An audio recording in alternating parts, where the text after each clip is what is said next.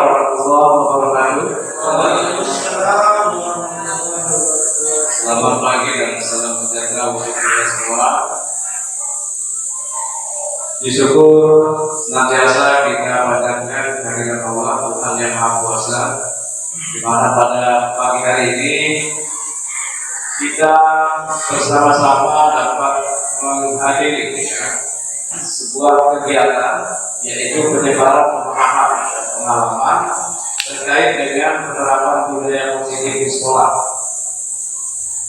Bapak Ibu yang kami hormati, salawat dan salam senantiasa selalu kita curahkan kehadiran Tuhan Allah Nabi kita Muhammad Sallallahu Alaihi Wasallam. Semoga dengan kita memperbanyak salawat, nanti yang akhir kita akan mendapatkan syafaat beliau. Amin. Sebelum kegiatan penyebaran pemahaman dan pengalaman budaya positif di sekolah ini dipaparkan terlebih dahulu beberapa susunan acara yang akan kita lalui bersama, yaitu yang pertama buka, kemudian kedua nanti ada sambutan yang disampaikan oleh Bapak Kepala Sekolah, penyampaian materi budaya positif. Nanti dalam hal ini akan disampaikan langsung oleh 5 orang guru penggerak yang berasal dari SMP Negeri 2 Gangga, yaitu yang pertama nanti disampaikan oleh Bapak Andi Abdullah Mursid SPD, kemudian materi yang kedua nanti disampaikan oleh Bapak Nurul Rahmat SPD, materi yang ketiga disampaikan oleh saya sendiri Bapak Ibu Salim SPD, kemudian materi yang terakhir nanti disampaikan oleh Bapak Lalu Rosihan Anwar SPD. Kemudian acara yang keempat nanti kita akan mengikuti diskusi, acara yang kelima refleksi dan tindak lanjut, acara yang keenam terakhir penutup. Baiklah Bapak Ibu yang kami hormati, untuk mempersingkat waktu, marilah acara penyebaran pemahaman dan pengalaman budaya positif ini kita buka dengan melafazkan al-basmalah. Bismillahirrahmanirrahim. Untuk acara yang kedua kita akan mendengarkan sambutan yang akan disampaikan oleh Bapak Kepala Sekolah. Dalam hal ini akan diwakilkan oleh Bapak Wakil Kepala Sekolah. Kepada beliau waktu dan tempat dipersilakan. Bismillahirrahmanirrahim. Bapak IGB di Bapak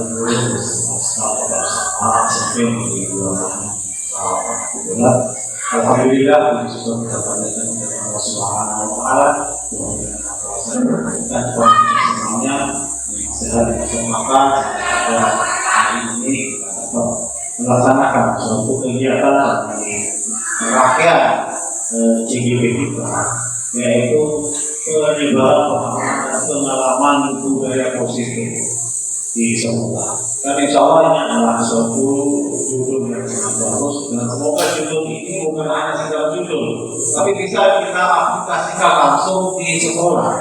Dan tentunya teman-teman kita CGP ini adalah merupakan mentor yang berdepan di dalam hal budaya positif ini. Dan kita sebagai guru atau keluarga besar kita di sini, baik guru maupun usaha yang ada di sini, keluarga besar kita ini diharapkan untuk mendukung kegiatan ini karena positif sekali ke depan, sehingga sekolah ini menjadi barometer di NU sebagai sekolah percobaan dalam hal-hal positif ini. Bapak Ibu sekalian yang saya hormati, saya sendiri mengatakan kepada teman-teman ketika dulu menjadi kepala sekolah itu paling lama 5 tahun. Di sekolah itu saya itu nanti akan pindah, bukan saja. Tetapi menjadi sesat. Bisa kita katakan bahwa selamanya di sana dan akan menikmati pahit akhirnya. Dan ini menjadi rumah kita yang kedua. Alangkahnya kalau kita di sana ada budaya positif dan kita kembangkan terus menerus, maka kehidupan kita akan menjadi nyaman. sebagai rumah kita kedua. Di rumah kita nyaman, di sekolah kita nyaman. Nah, ini harapan kita sehingga proses yang akan kita lakukan di sekolah itu menjadi lebih positif, dan tentunya proses tidak akan mengkhianati hasil. Begitu kata peribahasa. Dan ini mudah-mudahan bisa kita laksanakan dalam bentuk aksi nyata di sekolah kita ini. Untuk lebih lanjutnya, nanti bagaimana caranya, tekniknya dan lain sebagainya, ada 4 CGP yang akan memaparkan itu kepada kita semuanya. Hanya ini mungkin yang bisa saya sampaikan sebagai bentuk pembukaan mewakili kepala sekolah. Besar harapan dalam kegiatan ini nanti bisa berjalan dengan baik, dan tentunya ke depan berikutnya nanti akan terus kita laksanakan. Wabillahi taufiq wal hidayah. Assalamualaikum warahmatullahi wabarakatuh.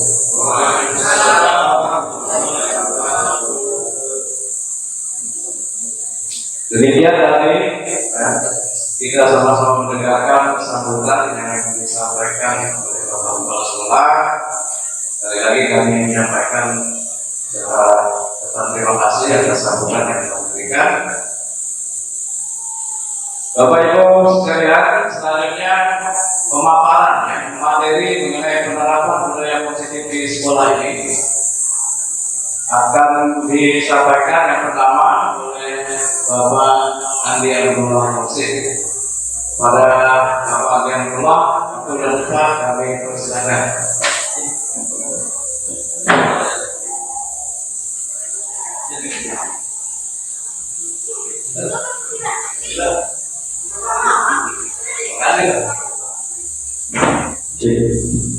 Oke, terima kasih kepada Bapak Moderator. Bismillahirrahmanirrahim. Assalamualaikum warahmatullahi wabarakatuh. Pertama-tama yang saya hormati Bapak Kepala Sekolah dan dalam hal ini yang waktu urusan humas ya. Kemudian saya hormati Bapak Ibu Hebat dan staf di SMP Negeri 2 Bangka. Kemudian yang saya banggakan rekan-rekan guru, calon guru penggerak angkatan 9 Nomor Utara di SMP Negeri 2 Bangka. Pertama-tama mari kita panjatkan syukur kepada Allah Subhanahu wa taala karena pada pagi hari ini kita semua bisa menghadiri atau berkumpul di tempat ini guna sama-sama mengikuti diseminasi atau penyebaran pemahaman dan pengalaman budaya positif di SMP Negeri 2 Bangka.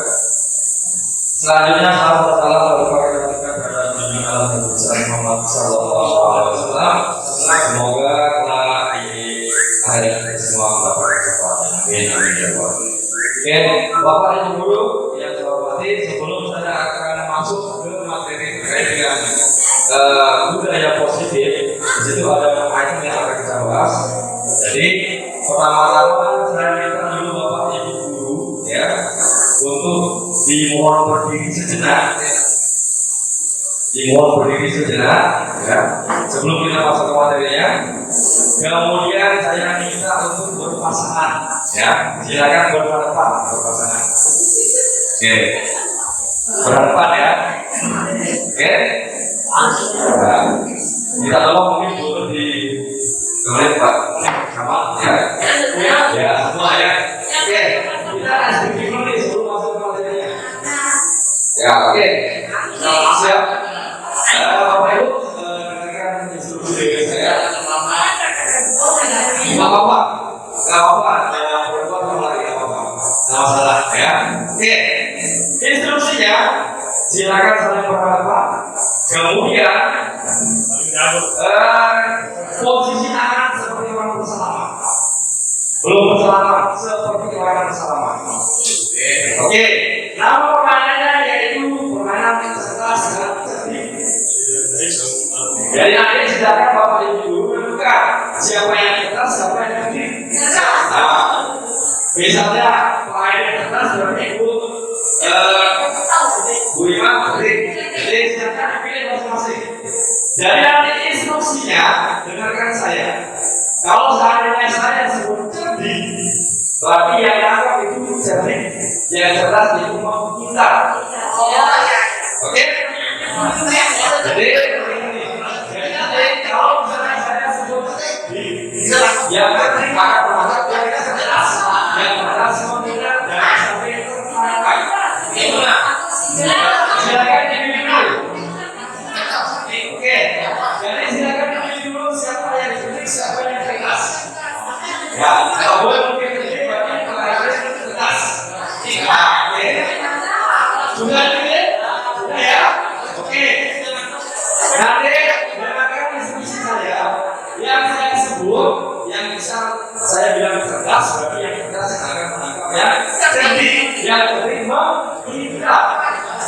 Jangan sampai ketangkap. Bisa tidak ya? Bisa ya? Oke, dengarkan instruksi saya. Oke, cerdas cerdik, cerdas cerdik, cerdik. Cerdik, yang memang siapa? Cerdik, yang cerdas sudah. Oke, kita ulang ya. Usahakan jangan sampai ketangkap. Oke, kita mulai. Siap, kalau bisa kalian dekat ya. Tangannya kalian dekat, biar gampang. Oke. Cerdas, cerdik, cerdas, cerdik, cerdik. Wah, ini kalau kita. Oke, sekali lagi. Terakhir ya. Yang ketangkap nanti mungkin kita sebut aja ya. Oke, siap ya. Terakhir. Lebihkan lagi, silakan deketin tangannya. Dideketin. Dideketin. Oke, siap. Cerdas, cerdik, cerdas, cerdik, cerdik. Baik, luar biasa.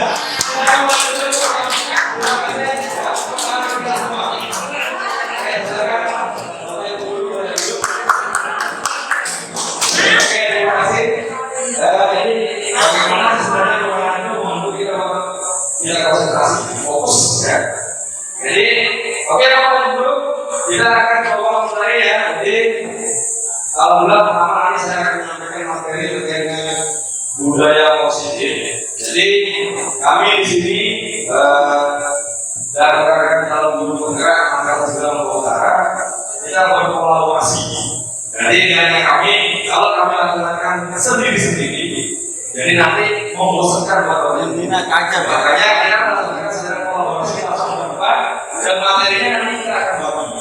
Seperti yang disampaikan moderator tadi, setelah menyampaikan semua, nanti kita akan tanya jawab dan diskusi. Itu Bapak Ibu ya. Oke, saya mulai dari yang pertama dulu ya. Silakan.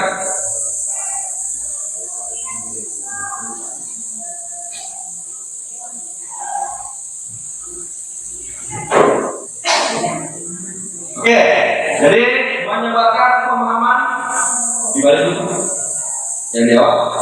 Menyebarkan pemahaman dan pengalaman budaya positif. Seperti apakah budaya positif itu nanti akan kita bahas sama-sama. Oke, budaya positif di sini ada materi nanti akan disampaikan secara berbimbingan dengan teman-teman CJP lain.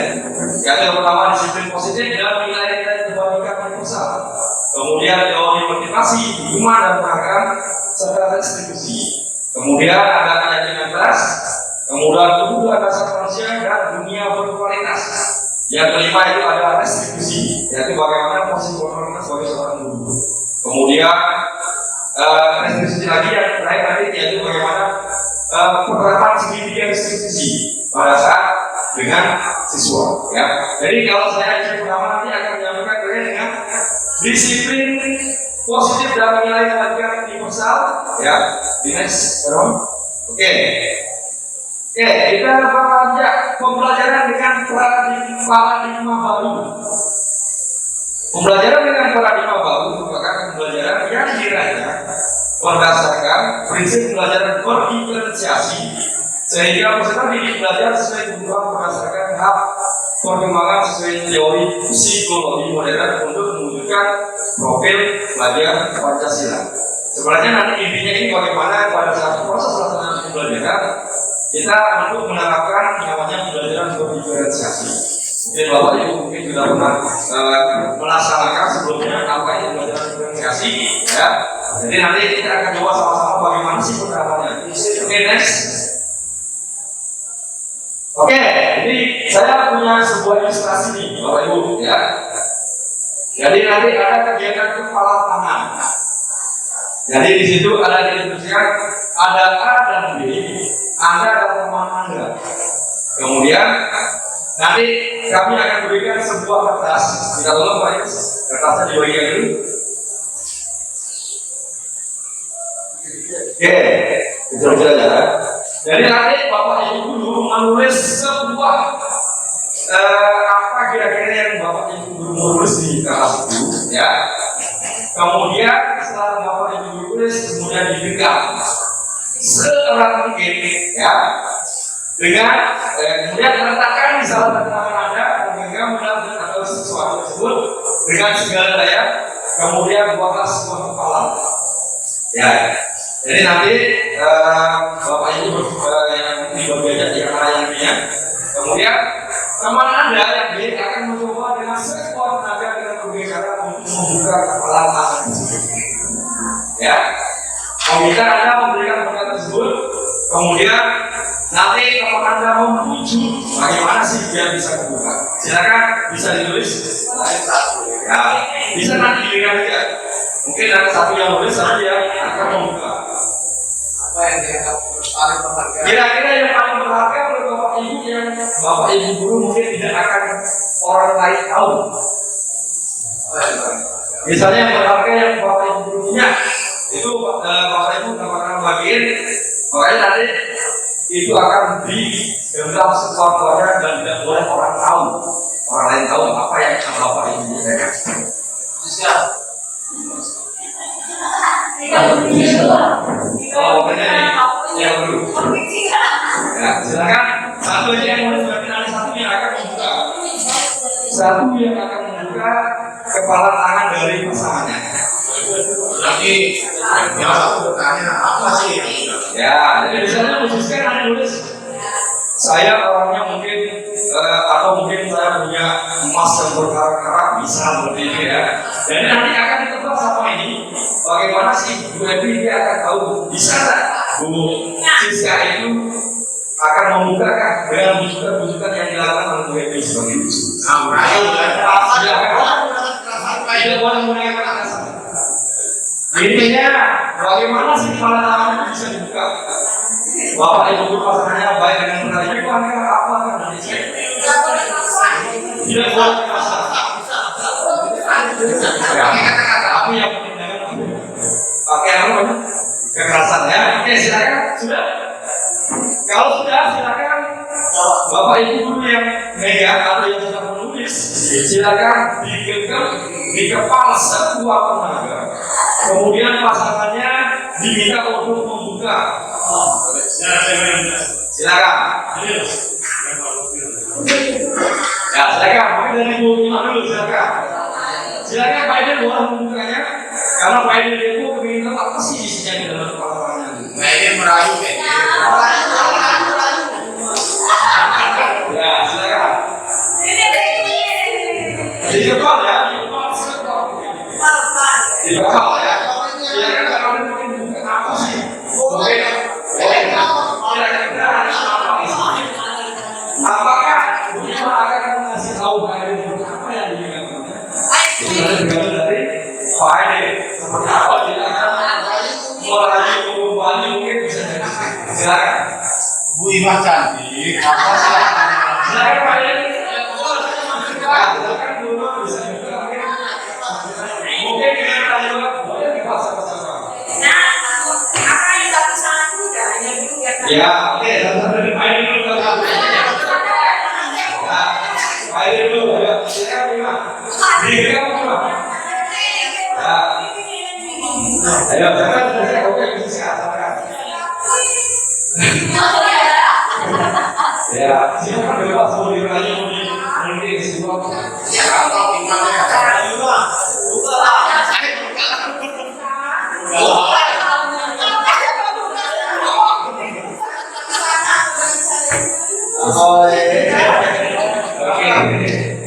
Kira-kira bisa Mau buka apa? kalau mungkin bisa dibaca silakan dibuka.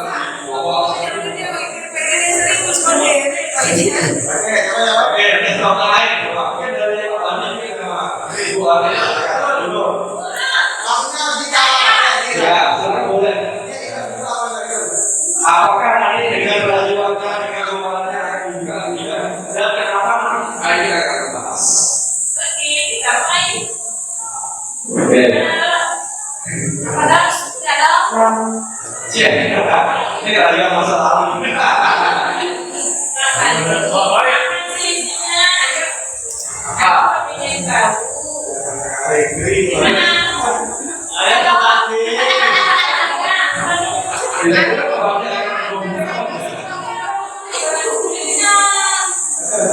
Kasih uang Bu.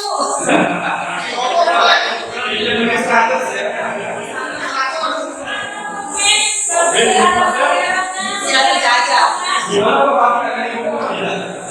Ini dapur tidak, bukan kamera. Gimana Pak Pati akan dibuka atau tidak? Belum bisa juga ya. Nah, oke, cukup.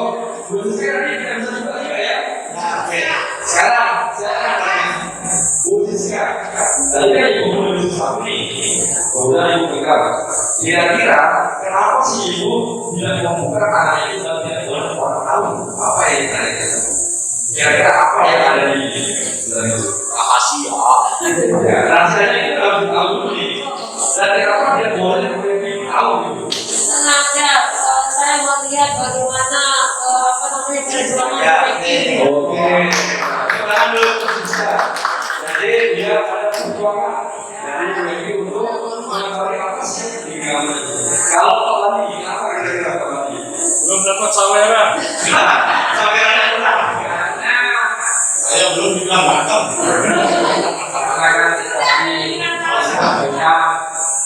Kita harus menulis sesuatu yang rahasia.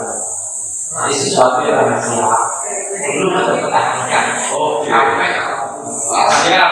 Ruangan luar kembali.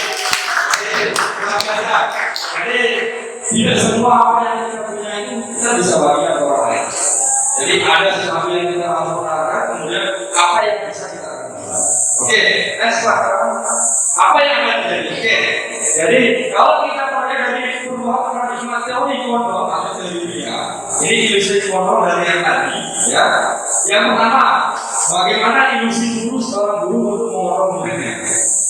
Kemudian yang kedua, ilusi bahwa kritik dan membuat orang merasa bersalah dapat membuatkan karakter. Kemudian yang ketiga, ilusi bagaimana bahwa orang dewasa memiliki hak untuk memaksa. Tapi bagaimana cara memaksanya nanti akan kita bahas sama-sama. Ya, bagaimana prosedurnya, bagaimana caranya akan kita bahas sama-sama. Lanjut, teman-teman. Oke, perubahan paradigma stimulus respon atau teori kontrol atau teori pilihan. Siapa sesungguhnya yang memiliki kontrol? Kira-kira menurut Bapak itu siapa yang memiliki kontrol? Apakah guru itu sendiri? Apakah ada orang lain selain Bapak itu? Atau kepala sekolah kan ada seperti apa? Oke, kita akan lihat sama-sama. Menurut stimulus respon, ya, kita mencoba membuat orang agar berpandangan sama dengan kita. Tapi kalau menurut teorinya, teori kontrol atau pilihan, kita berusaha memahami pandangan orang lain tentang dunia. Jadi kan kita setiap orang itu punya pandangan berbeda-beda. Ya, kemudian menurut stimulus respon selanjutnya, perilaku buruk dilihat sebagai suatu kesalahan. Tapi kalau teori berbicara, itu semua perilaku memiliki tujuan. Jadi tadi Ibu Siska sama Pak Wali memiliki tujuan yang kuat. Kenapa tidak bisa dilepas? Ya. Kemudian dari stimulus respon selanjutnya, orang lain bisa mengontrol saya. Tapi secara teori kontrol, hanya Anda yang bisa mengontrol diri Anda. Benar tidak Pak Wali? Betul. Ya. Oke. Selanjutnya, saya bisa mengontrol orang lain. Secara teori kontrol, Anda tidak bisa mengontrol orang lain. Jadi, lanjutkan dari yang tadi. Kemudian pemaksaan ada pada saat juga gagal. Kalau secara teori kontrolnya, kolaborasi dan konsep justru menyebabkan pilihan yang baru. Yang terakhir itu model berpikir menang atau kalah. Secara teori kontrolnya, model berpikir menang. Mungkin nanti akan jelaskan lagi. Oke, next sekarang. Ya, kita berbicara disiplin positif itu di lingkungan kelas dan sekolah. Disiplin positif adalah suatu cara penerapan disiplin tanpa kekerasan dan ancaman. Kemudian dalam prakteknya melibatkan komunikasi tentang perilaku yang efektif antara guru dan murid. Kemudian dalam penerapan disiplin positif, murid diajarkan untuk memahami konsekuensi dari perilaku mereka. Selain itu, disiplin positif juga mengajarkan murid bertanggung jawab serta rasa hormat dalam berinteraksi dengan lingkungan. Jadi maksudnya di sini itu konsekuensi itu berbeda dari teman apa itu ya. Ya. Jadi kalau teman itu apa, konsekuensinya itu apa, nanti akan dijelaskan sama teman-teman yang lain. Kemudian, jadi disiplin positif adalah salah satu cara penerapan disiplin yang bertujuan untuk menumbuhkan kesadaran serta memberdayakan murid untuk melakukan sesuatu tanpa diancam atau tanpa mendapat ancaman, iming-iming atau penghargaan maupun hukuman. Itu disiplin positif. Ya, bisa lanjut ya, Bapak Ibu ya. Oke, lanjut. Oke, kita ke nilai-nilai kebajikan. Kira-kira menurut Bapak Ibu apa sih nilai kebajikan itu? Ada yang bisa bantu? Bu Nur, kira-kira menurut Ibu nilai kebajikan itu apa sih?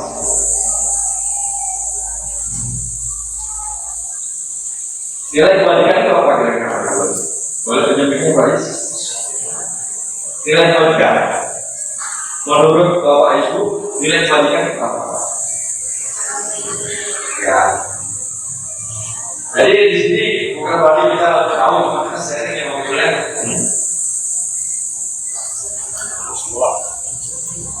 Ya. Apalagi nilai-nilai kebajikan itu ada yang sifatnya positif. Bersifat positif. Oke. Ada yang lain? Terima kasih Bu. Bu Siska benar Pak Omi? Oh Bu Siska. Nilai-nilai kebajikan menurut saya adalah nilai-nilai yang bagus pada diri manusia itu sendiri, yang apa namanya,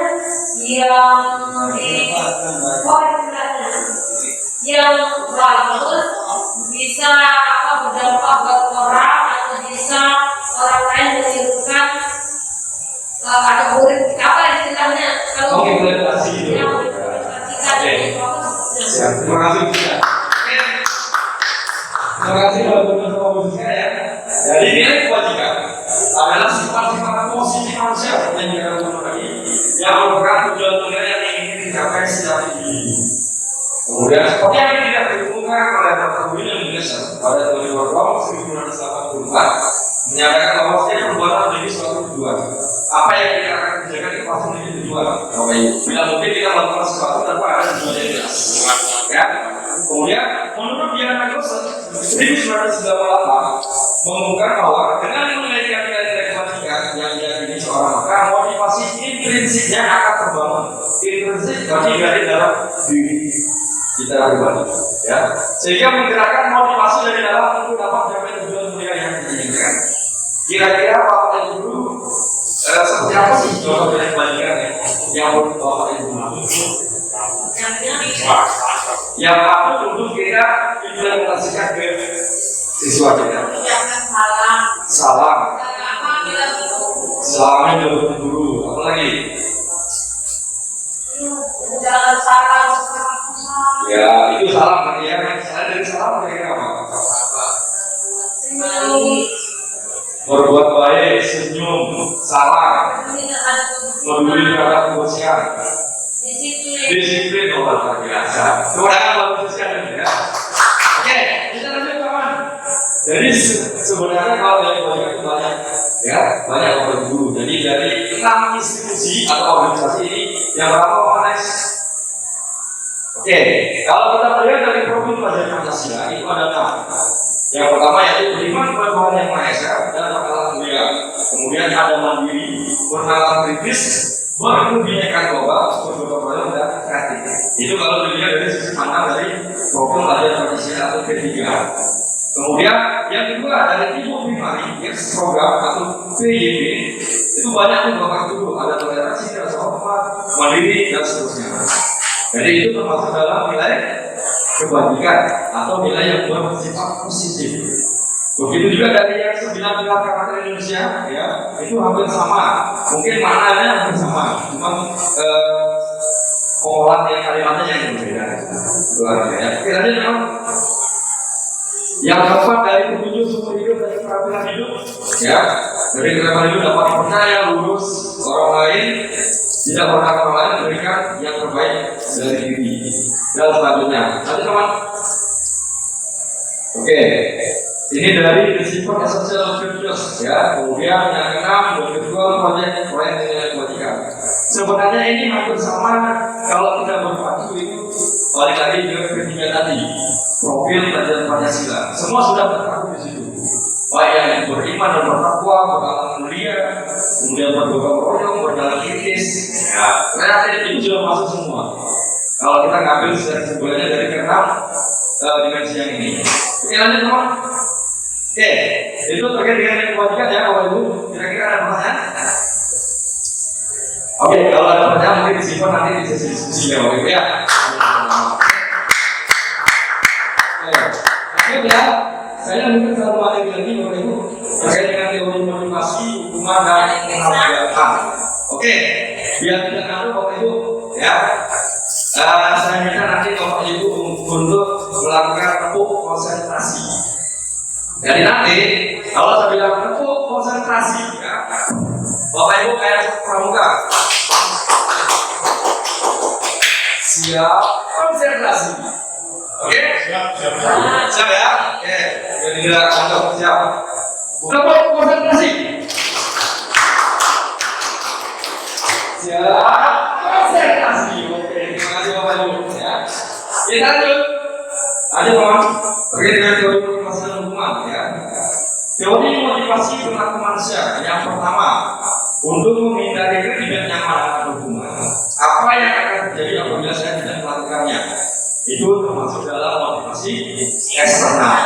Kemudian selanjutnya, untuk mendapatkan imbalan dari orang lain atau institusi, pertanyaannya apa yang akan saya dapatkan apabila saya melakukannya? Itu termasuk juga motivasi eksternal. Nah, yang ini yang paling penting yang terakhir ya, untuk menghargai diri sendiri. Saya akan menjadi orang seperti apa bila saya melakukan? Itu berasal dari motivasi eksternal atau intrinsik atau juga positif yang ini. Jadi semua berasal dari motivasi internal dari setiap individu masing-masing. Lanjut teman. Oke, ini ada sebuah kutipan ya terkait dengan merdeka dari Bapak Pendidikan kita yaitu Ki Hajar Dewantara. Merdeka itu artinya tidak hanya terlepas dari perintah, akan tetapi juga cakap buat memberikan diri sendiri. Itu kutipan dari Bapak Ki Hajar Dewantara. Ya, oke lanjut. Ya, ini kita berikan dihukum oleh penghargaan atau kita memberikan sebuah penghargaan kepada siswa kita. Kira-kira apa yang akan terjadi kalau kita memberikan sebuah penghargaan? Ya, hukumannya berupa sebuah penghargaan. Apa nanti Bapak Ibu? Apa kira-kira? Oke, yang pertama, dampaknya yang akan terjadi pengaruh jangka pendek dan jangka panjang. Jadi nanti kan kalau kita memberikan reward ke orang, itu akan terjadi secara kondisi Bapak Ibu. Jadi dari kalau dia bisa melakukan sesuatu lagi, dia pasti akan berpikir saya akan mendapat penghargaan untuk apa? Seperti itu. Ya. Kemudian penghargaan tidak efektif. Jadi kalau bertokoh itu efektif tidak kalau kita memberikan penghargaan kepada anak yang berupa reward dan segala macamnya. Ada efektifnya ada Ada efektifnya. Kalau efektifnya gimana?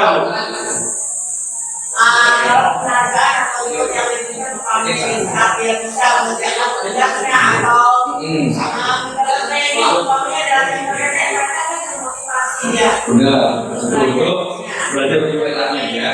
Kalau belajarnya Nanti dia selalu mengharapkan itu. Benar. Oke, terima kasih Bu Ani. Terima kasih teman-teman ya. Nah, selanjutnya penghargaan merusak hubungan. Kadang-kala kalau kita memberikan sesuatu penghargaan kepada orang, kadang-kadang itu bisa merusak hubungan. Iya, betul. Misalnya khususkan ini nanti kita boleh dulu ada apapun yang dilakukan otomatis kita merasa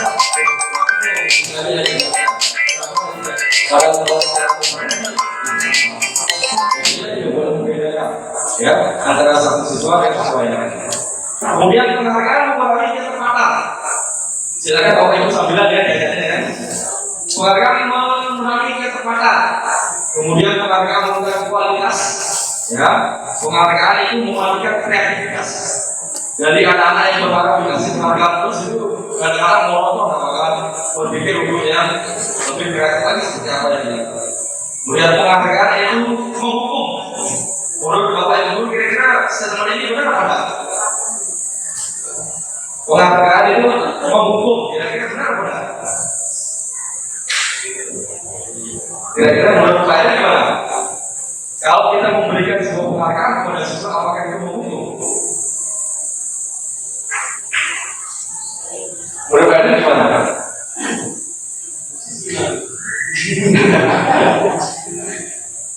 Oke, nanti kita akan berdoa bersama-sama nanti dengan teman-teman yang lain ya.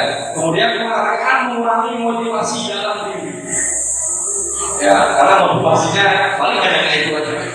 Ingin mendapatkan reward, sementara yang lain tidak akan bisa mendapatkan. Oke, next sekarang. Oke, satu lagi terkait dengan restitusi. Apa itu restitusi? Silakan Pak. Restitusi adalah proses menciptakan kondisi bagi murid untuk memperbaiki kesalahan mereka, sehingga mereka bisa kembali pada kelompok mereka dengan karakter yang lebih kuat. Jadi kemarin kami dengan karakter itu sudah pernah melaksanakan restitusi, menerapkan apa itu restitusi. Jadi mungkin harapan kita nanti kita bisa membagi ini, kemudian Bapak Ibu bisa menerapkan atau mengimplementasikan ke depannya seperti apa itu restitusi. Ya. Kemudian restitusi juga merupakan proses kolaboratif. Jadi nanti Bapak Ibu diminta berkolaborasi dengan siswa untuk mencari jalan keluarnya permasalahan yang dihadapi. Kemudian orang seperti apa yang mereka ingin jadi atau tujuannya dan bagaimana mereka harus menggunakan orang lain. Itu menurut dosen 2004. Next teman, ciri-ciri restitusi. Oke, yang pertama bukan untuk menebus kesalahan, namun untuk belajar dari kesalahan. Jadi jangan sampai nanti kamu mengartikan anak itu bagaimana terkait dengan apa yang dilakukan itu mereka harus fokus atau mendapatkan sebuah hukuman. Tapi jangan kita rencana itu berpikir bagaimana untuk anak-anak itu belajar dari kesalahan dari apa yang dia sudah lakukan. Kemudian memperbaiki hubungan. Ya. Kemudian yang ketiga itu tawaran bukan paksaan. Ya. Kemudian restitusi menurut melihat ke dalam diri. Kemudian restitusi mencari guna dasar yang mendasari tindakan. Dan yang keenam restitusi diri adalah cara yang paling baik. Restitusi fokus pada karakter bukan tindakan. Jadi kita fokusnya pada karakter. Kemudian yang keempat restitusi fokus pada solusi. Ya, jadi bagaimana nanti pada saat kita menerapkan restitusi itu ada solusi yang kita berikan ke anak-anak itu. Ya. Kemudian restitusi mengembalikan murid yang bermasalah pada kelompoknya. Jadi nanti anak-anak yang merasa sudah melakukan salah itu setelah kita melakukan restitusi segitiga namanya, itu mereka permasalahan itu sudah dicari jalan keluar seperti apa, solusinya apa, maka pada saat setelah itu mereka bisa balik lagi ke kelompoknya. Jadi mereka tidak akan dimarahin lagi atau tidak akan dibully kalau bahasanya sekarang ya setelah mencari solusinya. Jadi nanti ini akan kita benar bersama pada saat penerapan segitiga restitusi. Oke Bapak, lanjut ya. Oke, cukup ya. Jadi untuk saya materinya tadi sampai ke restitusi. Jadi terima kasih kepada Bapak Ibu. Kita akan lanjutkan ke materi berikutnya. Nanti kalau ada yang Bapak Ibu belum menanyakan, nanti kita di sesi diskusi. Terima kasih. Assalamualaikum warahmatullahi wabarakatuh.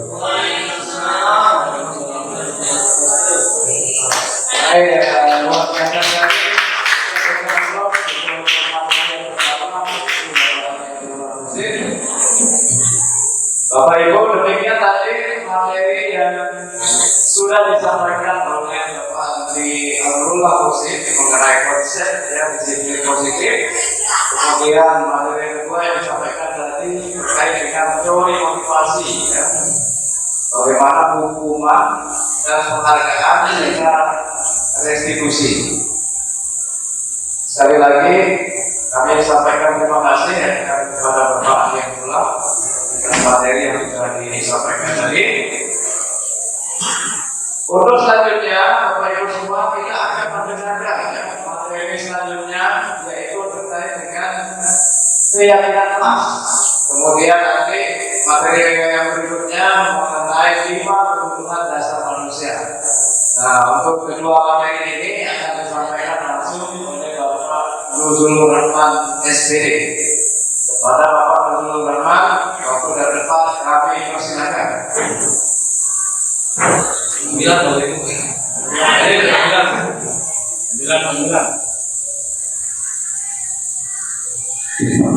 Baik, bismillahirrahmanirrahim. Assalamualaikum warahmatullahi wabarakatuh.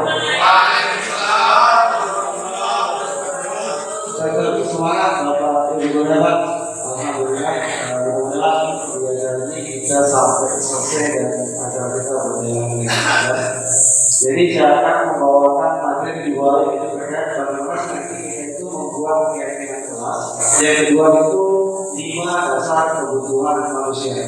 Namun sebelum itu ada sedikit SBK ini saya dapatkan dari guru seni budaya. Ada bukunya seni budaya ini. Jadi keluarnya itu adalah dari sebenarnya itu saya mempunyai lab ini bisa menempelkan sesuatu dan tidak. Paham ya keluarnya? Oke, kira-kira kalau sebutkan satu benda itu termasuk nempel apa enggak? Oke, paham ya? Kira-kira kalau saya menyebutkan jendela itu nempel apa enggak jendela? Ya, enggak ya? Oke, yang lain dulu. Kalau laptop nempel, yang lain? Ayo yang lain, laptop itu nempel apa enggak? Ada yang bingung ini. Silakan, laptop. Baiknya gimana? Hah? Nempel. Ya, tergantung jenis menunya. Kira-kira laptop nempel apa enggak? Oke, yang lain? Ada yang lain? Oke ya. Laptop itu nempel. Jendela tadi. Laptop itu nempel. Jendela itu tidak nempel. Paham ya? Oke. Satu lagi. Kalau kursi nempel apa? Nempel. Tidak. Ya. Kawati nempel. Kursi itu tidak nempel. Ada yang bingung? Oke. Saya tanya jangan kita tahu dulu. Memang pakai kita tahu. Kalau meja itu nempel apa enggak? Sama dengan kursi. Tidak nempel. Ini keluarnya. Saya punya lab ini bisa menempelkan benda dan tidak. Meja itu nempel apa enggak? Nempel. Tidak. Nempel. Yang benar itu adalah nempel. Oke, kalau kita terkait nempel, kita buka yang bagian apapun hurufnya misalnya meja, bikin saya nempel yang begitu. Meja. Kipas. Kita akan jelaskan. Oke, kemudian terus Bapak. Terima kasih Bapak yang mendengar kita. Iya. Oke, terima kasih Bapak Ibu Bapak. Bapak masih bingung. Masih bingung Bapak.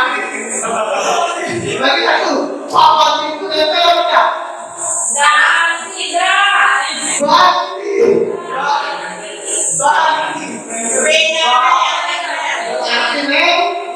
Oke ya. Apa makanya? Takutnya nanti ke bawah apa betul? Takutnya ke bawah apa betul? Makanya harus kita clear ya. Baik Bapak Ibu kita ke keyakinan kelas. Oke, lanjut sekali. Oke, jadi pengertian keyakinan kelas dan peraturan. Di sini ada keyakinan. Keyakinan adalah sebuah sikap yang terkumpul karena terbentuknya perasaan, keinginan, ketidakinginan dalam diri seseorang. Sedangkan peraturan itu adalah sebuah perangkat yang berisi sejumlah aturan untuk mengatur dan mengikat seseorang dengan adanya sanksi tegas bagi yang melanggar.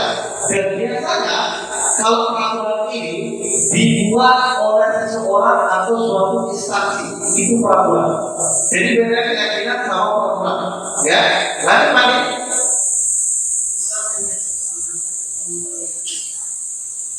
Oke, karena kita akan membahas keyakinan kelas, jadi keyakinan kelas itu merupakan kesepakatan yang dibuat bersama oleh murid dan guru. Jadi nanti setelah kita menampilkan ini materi-materi ini, Bapak Ibu guru semua wali kelas bisa membuat keyakinan kelas di kelasnya. Yang kemudian dalam keyakinan kelas terkandung nilai-nilai kebijakan yang universal karena keyakinan kelas berakar pada kesepakatan bersama. Inilah yang mendorong anak untuk mau menjalankan keyakinan kelas itu. Ini dalam keyakinan kelas itu dia timbul dari intrinsik dari dirinya siswa itu. Beda dengan peraturan. Peraturan itu dapat dipengaruhi oleh luas dari dirinya atau ekstrinsiknya. Lalu jadi, mengapa tidak berlaku peraturan saja? Mengapa harus keyakinan? Bapak Ibu guru kira-kira apa jawabannya dari sini? Mengapa kita memiliki peraturan harus menggunakan helm bila mengendarai kendaraan roda dua? Mengapa? Kira-kira, silakan yang bisa bantu jawab. Mengapa sih kita harus menggunakan helm sesaat berkendara? Untuk menghindari razia. Satu apa lagi? Melindungi keamanan. Oke, yang kedua, mengapa kita memiliki peraturan 3M, membersihkan, menggunakan masker, menjaga jarak dan sebagainya, mencuci tangan. Kira-kira kenapa kita harus melaksanakan 3M itu? Penyakit. Oke, datang penjelasan satu. Kemudian kira-kira yang soal nomor 3. Mengapa kita memiliki peraturan harus datang tepat waktu pada saat agar kita disiplin. Jadi di ketika soal ini ada nilai-nilai universal misalnya yang terkandung. Yang pertama itu keamanan. Keamanan itu adalah nilai yang universal yang dimana semua orang menerimanya. Kalau kita menggunakan helm, kita aman atau tidak? Kita yakin kan? Semua kita yakini kalau itu adalah keamanan. Kemudian kita juga 3M. 3M itu adalah menjaga kesehatan. Kemudian yang ketiga itu mengapa kita memiliki peraturan harus ada tepat waktu pada pelatihan kedisiplinan. Di situ ada 3 nilai kebajikan universal sahabat. Yang pertama tadi adalah keamanan, kesehatan, kemudian kedisiplinan. Lanjut lagi. Oke, jadi ketika kita ingin membuat keyakinan kelas, ada beberapa langkah yang harus kita lakukan. Yang pertama, yaitu adalah mempersilahkan warga sekolah atau siswa kita dibantu untuk bertukar pendapat tentang peraturan yang perlu disepakati. Nanti siswa itu bapak ibu guru suruh membuat peraturan bisa ditulis di kertas tidur, nanti disampaikan. Nah, ditulis kayak peraturan kelas kita seperti apa sih? Gitu. Nah, ditulis nanti kemudian langkah kedua, kemudian setelah mencatat itu memasukkan peraturan keluarga sekolah di papan tulis atau di kertas. Setelah dicatat boleh ditempel di spidol yang kedua. Jadi yang pertama mencatatnya, kemudian ditempel di depan. Boleh itu di papan, boleh menggunakan spidol. Yang ketiga, menyusun keyakinan kelas atau sekolah sesuai prosedur pembentukan keyakinan kelas. Gantilah kalimat-kalimat dalam bentuk negatif menjadi positif.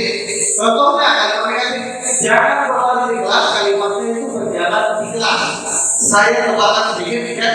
Kalimat negatif itu seperti jangan, tidak boleh, dilarang. Jadi nanti pas membuat keyakinan kelas itu kalimat negatif ini diubah menjadi kalimat yang positif. Jadi jangan itu dilarang, jangan dibiarkan ada seperti itu. Selanjutnya, setelah kita merubah dari kalimat negatif ke positif, kita akan meninjau kembali daftar jumlah yang tadi. Kira-kira mungkin ada masih kalimat-kalimat negatif yang ada di dalamnya.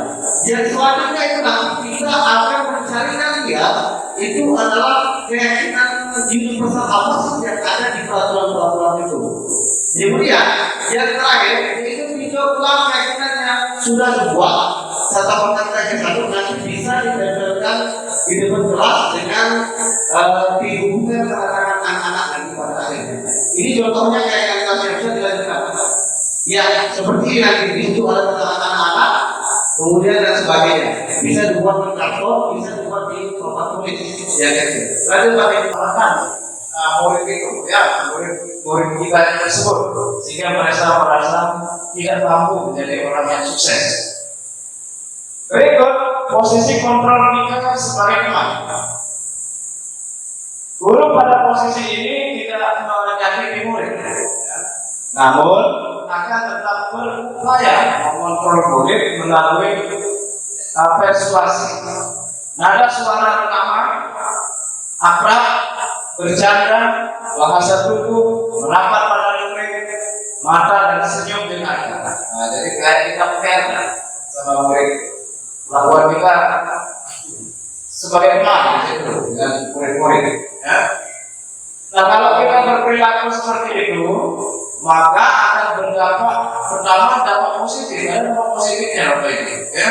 Dampak positifnya itu murid akan merasa senang dan akrab dengan guru, dan akan terjalin hubungan yang baik antara guru dan murid. Ya, karena kita murid akan menganggap tidak ada jarak antara guru dan murid. Tetapi perlu diketahui Bapak Ibu, ini akan berdampak negatif juga. Ya. Dampak negatifnya, jika suatu saat murid tersebut tidak membantu, ya, maka murid akan kecewa. Jadi dia tergantung, ya. Dia akan kecewa, cenderung tidak mau lagi berusaha. Dan murid hanya akan bertindak untuk guru tersebut atau untuk guru tertentu yang dia senangi, oke? Dan tidak untuk guru lainnya. Ini dampaknya kalau kita berposisi mengontrol diri sebagai teman. Untuk berikutnya, ini dikatakan akan lebih naik lagi, yaitu kita sudah mampu memposisikan diri sebagai pemantau. Bapak Ibu, dalam posisi memantau tersebut, itu posisi memantau lebih berarti melaksanakan tindakan mengawasi. Kita cenderung mengawasi, kontrol anak-anak kita. Ya. Kemudian posisi memantau ini beracuan pada peraturan-peraturan dan konsekuensi. Artinya, kita bertugas itu berjalan sesuai dengan peraturan-peraturan, ya, yang telah dibuat secara sepihak, itu peraturan-peraturan tersebut. Kemudian kalau kita melakukan ini, maka ada konsekuensinya atau hukumannya. Itu yang kita selalu jalankan. Berikut seorang pemantau itu sangat mengandalkan perhitungan, catatan, data yang dapat digunakan sebagai bukti atas perilaku seseorang. Jadi data-data rekam jejak murid itu yang menjadi dasar dalam memberikan hukuman kepada murid. Kemudian yang kelima adalah posisi memantau, akan menggunakan nada suara datar, ya, dan bahasa tubuh yang formal.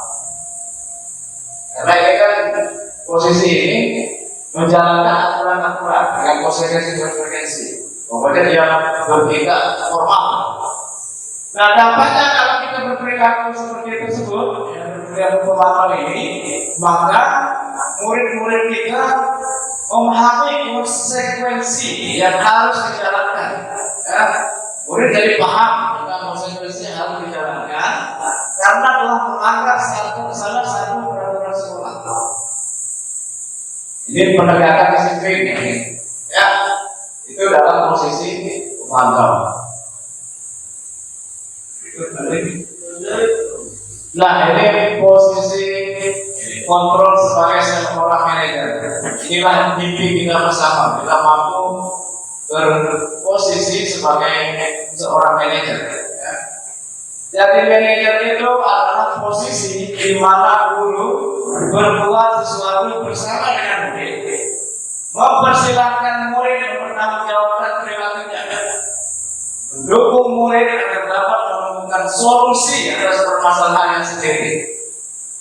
Kita lebih menekankan motivasi intrinsik, motivasi dari dalam diri murid tersebut, ya, untuk merubah dirinya ke arah yang lebih baik lagi. Kemudian tugas seorang manajer bukan untuk mengatur perilaku seseorang. Kita membimbing murid untuk dapat mengatur dirinya. Ya, kita membimbing murid untuk dapat mengatur dirinya. Bukan kita yang mengatur, kita hanya membimbing bagaimana murid itu agar dapat mengatur dirinya sendiri. Ini posisi manajer. Berikut, guru dalam posisi manajer akan menggunakan nada suara halus, ya, bahasa tubuh tidak kaku, dan mendekat ke murid. Ya.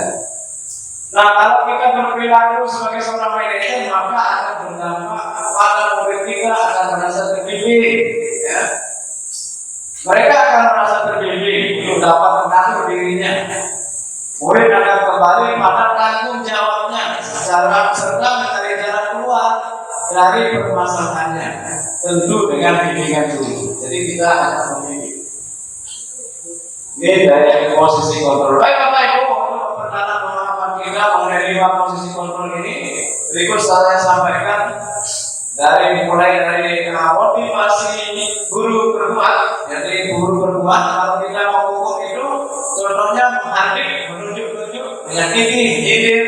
Jadi kita berposisi sebagai penghukum. Kemudian membuat merasa bersalah, itu berceramah dan mengatakan seharusnya titik-titik, ya. Kemudian ibu kecewa, sambil dengan ciri-ciri yang sudah saya sampaikan sebelumnya, ya. Itu berarti kita merasa di posisi kontrol, merasa bersalah, membuat merasa bersalah. Kemudian posisi sebagai teman, itu untuk tindakan kita biasanya membuatkan alasan-alasan untuk muridnya. Kemudian pemantau di situ menghitung dan mengukur, menghitung dan mengukur, hitung-hitung tingkat pelanggarannya, kemudian mengukur konsekuensinya dari tindakan yang sudah dilakukan tersebut. Kemudian manajer, seorang manajer akan mengajukan pertanyaan-pertanyaan. Apa yang dilakukan hal tersebut, begitu kan, dan seterusnya. Nah, ketika motivasi guru berkata, di dalam perkataan juga begitu Bapak Ibu. Kalau kita berkata sebagai penghukum, maka kalau kamu tidak melakukannya, awas, rasakan. Nah, ini betul-betul sebagai penghukum, ya. Kemudian membuat merasa bersalah, itu misalnya kita mengatakan kamu seharusnya, kamu sudah tahu kan, ya, ibu lelah sekali mengatakan, ibu stres. Jadi alasannya kalau seperti itu dia merasa bersalah, sedih, ya, merasa terpukul. Berikut teman, posisi kontrol sebagai teman, misalnya, ayolah lakukan demi bapak, demi ibu, ya. Masa kamu tidak mau? Ingat tidak, ibu pernah bantu. Ingat tidak, apa sudah pernah bantu kamu. Nah, berarti kalau kita seperti ini, maka itu kata-kata tersebut mengindikasikan posisi kontrol kita sebagai teman, ya. Kemudian posisi pemantau, kalau posisi pemantau itu menekankan di aturannya, ya. Apa peraturannya? Gitu. Kemudian apa yang saya lakukan posisi manajer, misalnya kita akan mengatakan apa yang kita yakini, apa yang bisa kamu kerjakan untuk memperbaiki masalah ini. Kembali kita ke keyakinan kelas yang sudah kita susun tadi, seperti yang sudah disampaikan sebelumnya, ya. Jadi kita kembalikan ke sana kalau kita posisi manajer. Kemudian berikut adalah dampak pada murid. Dampak pada murid ketika kita berperilaku sebagai penghukum itu, penghukum, kalau kita berposisi sebagai penghukum, biasanya murid akan mengulang kembali kesalahan itu, ya. Kemudian kalau kita pada posisi kontrol membuat rasa bersalah, maka murid-murid kita akan merasa rendah diri. Ya, dengan seperti itu dia merasa rendah diri. Kemudian kalau kita berposisi sebagai teman, maka murid-murid kita akan merasa lemah, tidak mandiri, selalu bergantung pada orang lain. Berikut kalau kita sebagai pemantau, ini menitik beratkan pada sanksi atau hadiah untuk dirinya. Jadi ada dua pilihan, ya, dapat sanksi atau dapat hadiah.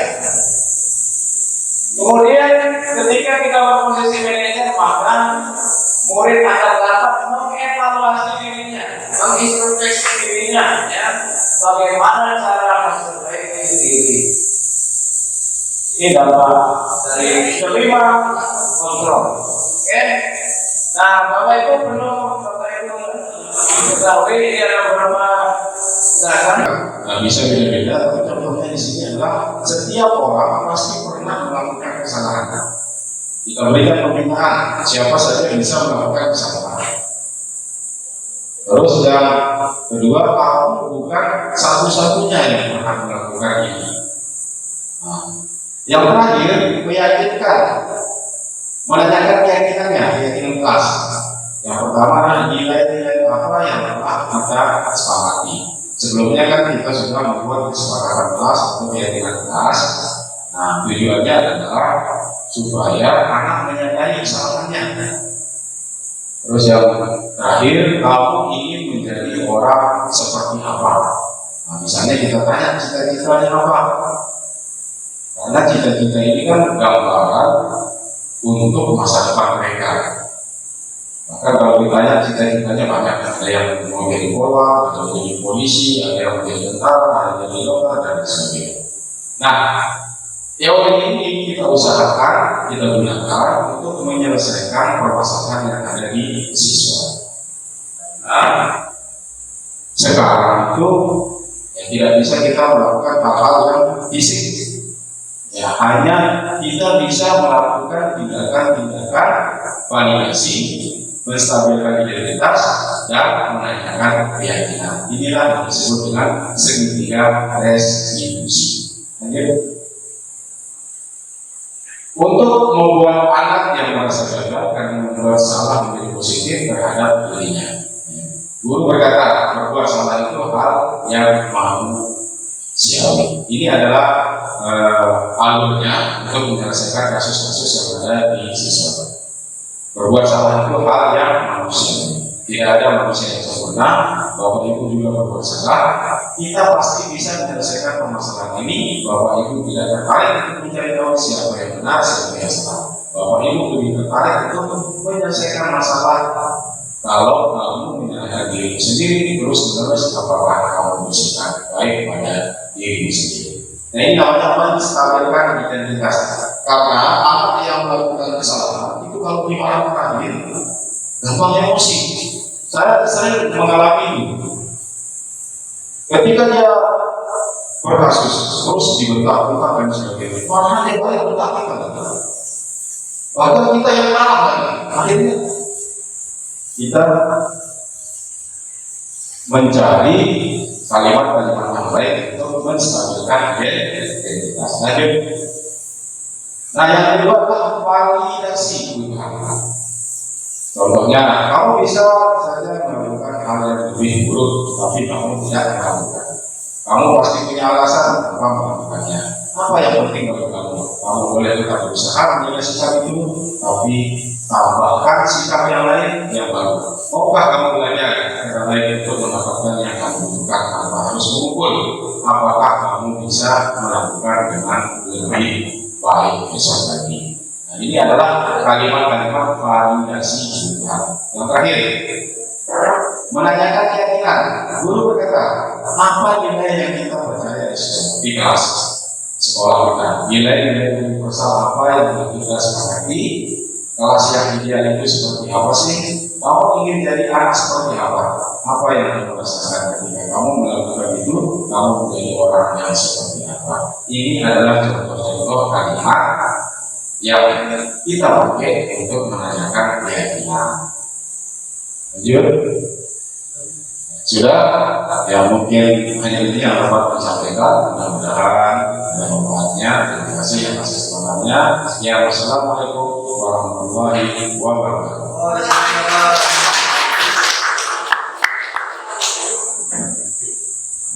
Sedikit lagi waktu.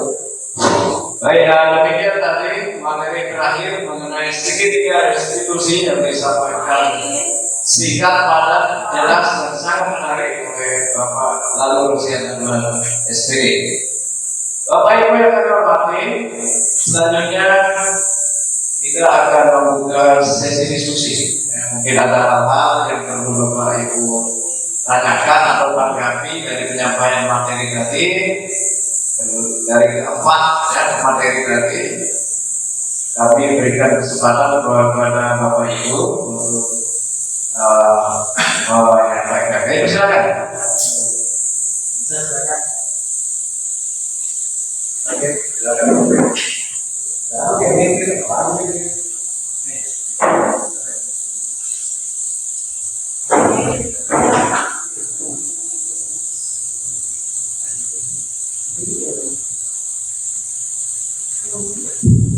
kasih. Sangat menarik dan menjadi sebuah antusias buat saya pada kegiatan penyebaran pemahaman dan pengarahan budaya positif. Sehingga saya jelas posisi saya pada saat ini pada materi kali ini adalah posisi waktu atau waktu. Dan yang menjadi pertanyaan saya, bagaimana atau sejauh mana atau seefektif apa jika kita melakukan teori-teori yang sudah disampaikan pada materi kali ini, baik bagaimana kita memasukkan nilai-nilai kepentingan universal atau istilahnya kalau kurikulum bagaimana ada pendalaman karakter. Nah, kemudian keyakinan kelas, sejauh mana keyakinan kelas itu dapat mengubah kepribadian dari siswa tersebut. Dan pelajaran kontrol. Jika penghukum merupakan suatu yang gagal, seberapa sukses identitas yang berhasil kalau kita menggunakan kontrol ini? Karena yang selama ini dengan omongan anak saja tidak bisa kita lihatkan sekali dua kali.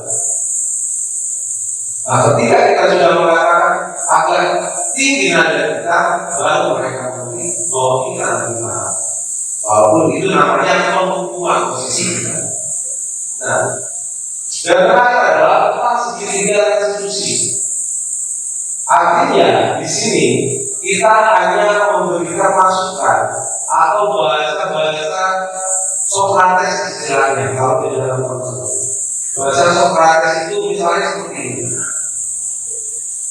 Sehebat apa kamu kalau kamu punya rambut merah atau kamu lupa?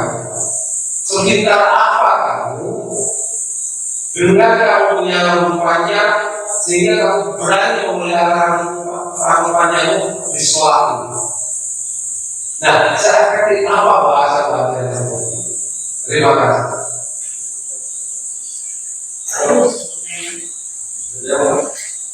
Baik, terima kasih sampaikan topik atas pertanyaan mengenai lembaga. Pertama tadi terkait posisi kontrol ya, sebagai seorang hukum terhadapnya, kemudian seberapa efektifkah ketika kita tidak menggunakan memposisikan diri sebagai posisi kontrol. Kalau tidak salah seperti itu topiknya, untuk terkait dengan posisi kontrol. Kemudian ini pertama segitiga restitusi, nanti mungkin ada yang dalam bagi diri untuk menanggapi terhadap materi yang sudah disampaikan tadi. Karena pertanyaan pertama terkait dengan posisi kontrol, maka saya akan menanggapi bahwa dari realitas seperti yang disampaikan oleh Bapak tadi, kita berposisi saat ini sebagai penghukum saja banyak pelanggaran yang akan kelihatan. Ada perilaku yang kita anggap itu adalah perilaku yang di luar perilaku positif yang ditunjukkan oleh murid-murid kita. Jadi Bapak Ibu, yang ingin saya tekankan di sini bahwa bisa saja perilaku tersebut itu terjadi karena tindakan penghukuman atau posisi yang kita jalani selama ini adalah kita bertindak sebagai penghukum. Karena dampak dari penghukum ini Ketika kita berposisi sebagai guru, maka murid-murid kita itu akan mengulangi kembali kesalahan-kesalahan tersebut. Ya, karena tadi sudah di awal disampaikan bahwa orang itu mengontrol dirinya sendiri. Jadi ilusi ketika kita beranggapan bahwa guru itu mampu mengontrol murid. Ilusi, karena kalau kita seperti itu maka kesalahan-kesalahan kita berulang-ulang. Ya, sehingga nanti kami memaparkan bahwa hendaknya kita mampu memposisikan diri itu minimal sebagai pemantau ya dalam fungsi kontrol itu. Atau luar biasanya ketika kita mampu sebagai seorang manajer. Ya, karena seorang manajer ini ketika kita terapkan maka kita akan mengalahkan kesertaan diri itu terhadap penyelesaian persoalan mereka ya, persoalan mereka dengan motivasi diri dari dalam diri mereka secara kuat. Itu. Begitu menurut penjelasan saya, Taufik. Untuk pertanyaan yang lain, nanti saya minta tanggapan dari teman-teman. Ya, selanjutnya tanggapan dari Bapak Andi. Oke, luar biasa Pak. Oke, pertanyaannya ya terkait dengan kasus kontrol ini. Tadi sudah disampaikan ke Bapak itu juga ya mungkin jadi ini imbas sebenarnya ya. Jadi kalau kita flashback ke masa lampau, kalau kita berbicara murid, itu anak-anak itu kan kita hidup itu kita terima gitu. Jadi selama ini mungkin ya, karena kita memposisikan diri sebagai orang diri kita itu sebagai hukum. Jadi selebihnya pada jenjang yang berikutnya pasti itu akan menjadi habit atau biasa.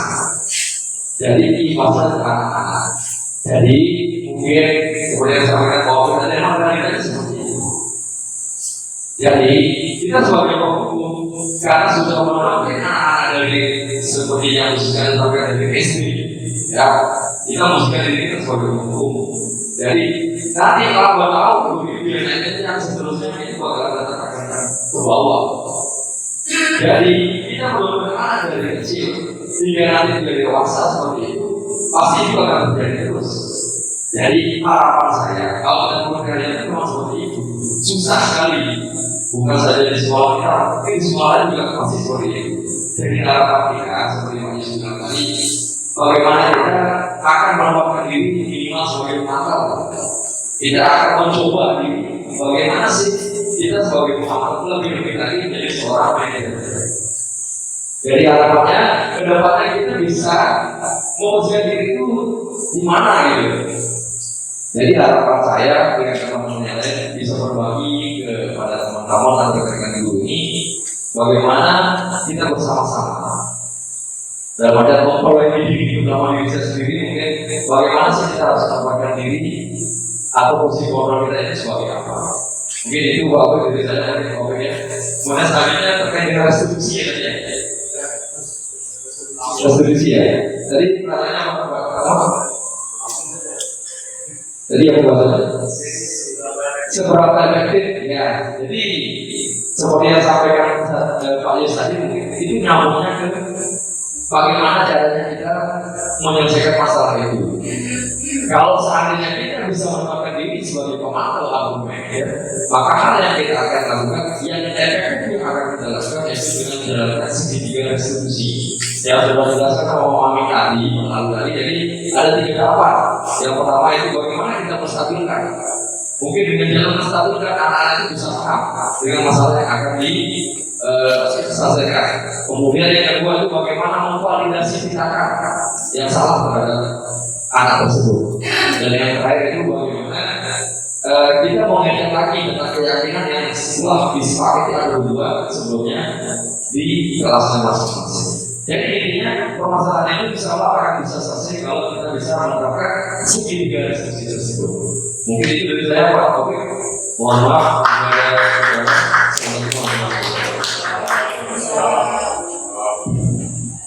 jadi satu tambahkan sedikit ya. beberapa kalimat pada bahasanya terkait dengan pertanyaannya Pak Opik yang dimana selama ini beliau menempatkan dirinya sebagai penghukum, yang dimana penghukum itu bisa meredam permasalahan. Namun di sini kita perlu ketahui sifatnya itu sementara, hanya sesaat. Kalau kita memberi kita di hukum, karena besok nanti pasti akan melakukannya itu, karena yang dilakukan itu tidak berdasarkan instruksinya, tidak berbentuk ke dalamnya lagi. Jadi yang di posisi kontrol ini, yang dimana seperti teman-teman bilang itu adalah bagaimana kita merubah anak itu atau berkolaborasi sama anak itu agar dia itu bisa belajar dari kesalahannya, yang dimana posisi ini adalah sebagai harapan kita. Nah itu aja, intinya di hukum itu sifatnya sementara ya, sementara bentuknya, maka itu tidak dilakukan itu lagi. Kemudian terkait penerapan restitusi, di sini restitusi ini kita seperti bilang tadi itu bersama-sama berkolaborasi dalam membawa anak itu menyelesaikan masalah anak itu. Dia itu belajar dari kesalahannya, Bapak Ibu. Ya, bukan kita yang mengatur seperti itu, tapi kita membimbing dia agar dia bisa belajar dari kesalahannya itu, sehingga dia bisa kembali ke teman-temannya. Mungkin itu saja tambahannya, mudah-mudahan dipahami.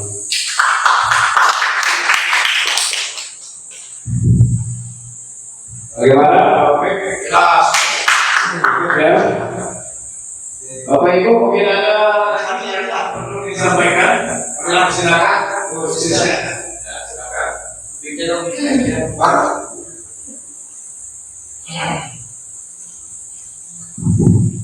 Baik, assalamualaikum warahmatullahi wabarakatuh. Waalaikumsalam.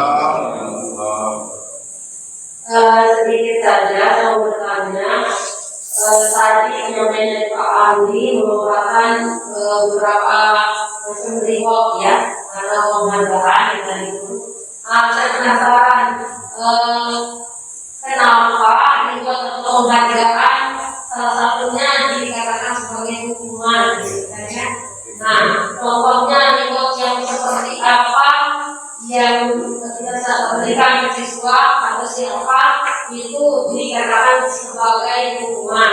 Karena yang kita tahu reward di sini pada umumnya hanya memberikan siswa motivasi dan seterusnya. Dan yang kedua, penyampaian Pak Rahman tadi terkait dengan membuat keyakinan kelas. Nah, saya lihat sudah beberapa guru wali kelas sudah membuat keyakinan kelas, tapi nyatanya tidak terlaksana apa yang sudah disepakati diyakini di kelas tersebut. Kira-kira bagaimana cara kita, saya kan juga sebagai wali kelas di sini, bagaimana caranya biar anak-anak itu jangan sekedar membuat keyakinan di atas kita tersebut gitu, tapi aplikasinya tidak dilaksanakan. Sekian, terima kasih. Bisa jawab.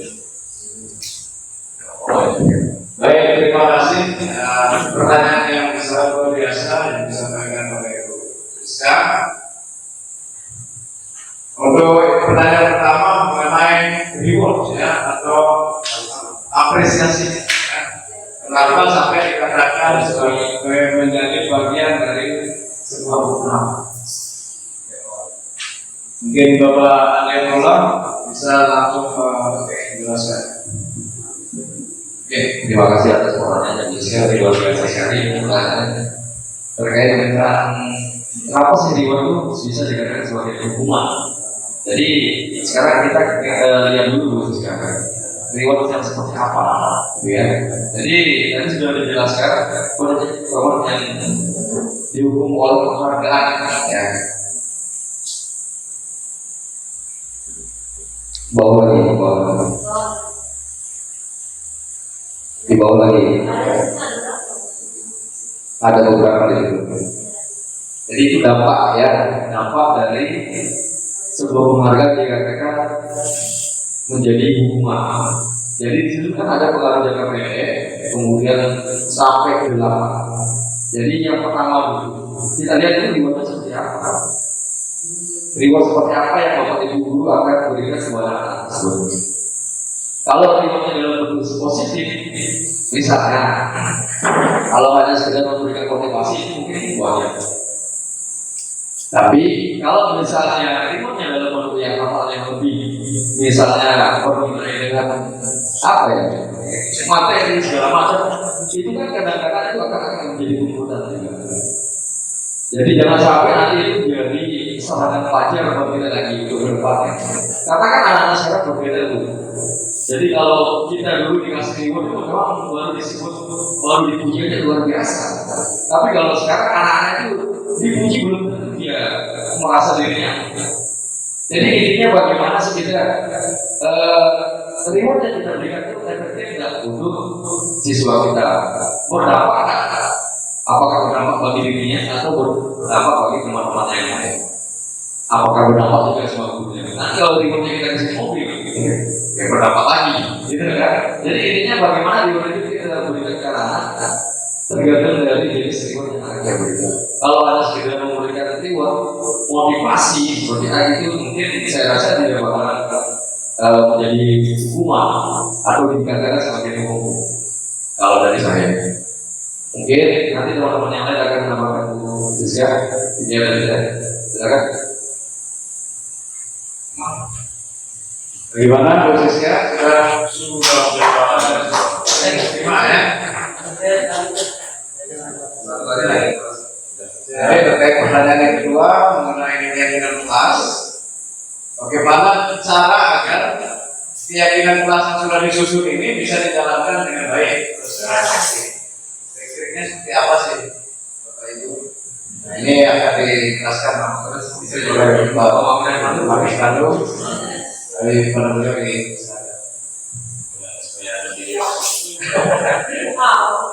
Ya, bismillahirrahmanirrahim. Cara dulu, ya. Pertama itu kita harus kuasai. Kita sebagai CGD itu harus menguasai dulu caranya. Nah, terus sebelum kita membuat keyakinan kelas itu, penekanannya seperti apa kepada siswa itu sadar. Jangan hanya buat-buat, tapi penekanannya tidak ada. Kita harus berikan penyadaran di sini. Karena yang kita pakai di sini adalah hanya pembinaan kita dilarang untuk melakukan tindakan fisik. Makanya segitiga dari sisi visi kita harus kuasai dulu sebelum kita membuat keyakinan kelas itu. Pahami dulu apa yang harus kita pahami, sehingga kita langsung membuat keyakinan kelas. Itu yang harus kita gunakan, sehingga nanti siswa akan sadar, oh ternyata kalau kita melakukan ini kita akan seperti ini. Berikan penyadaran dulu terhadap siswa. Yang intinya yang pertama adalah guru harus semua memahami apa yang harus dibuat. Yang kedua adalah memberikan penyadaran kepada siswa. Seperti itu. Itu hanya itu.